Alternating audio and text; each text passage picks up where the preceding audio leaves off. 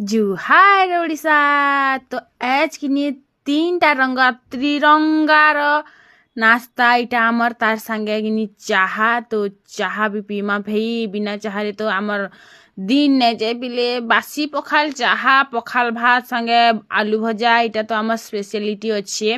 तो इटार संगे किनी आमर सकाल हेतिला तार परे किनी दुई पहर टाइम हे जेतिला आरु मुई किनी आज रैकटा गोटे तुली छे गछु आरु तार परे किनी इटा मुई बनौ छे गोटे जिनिस आपण माने जदी वर्षा दउछे एबे जनता किनी मंथा जी छे किनी केते बेले किनी मंथन भी आसी पारे।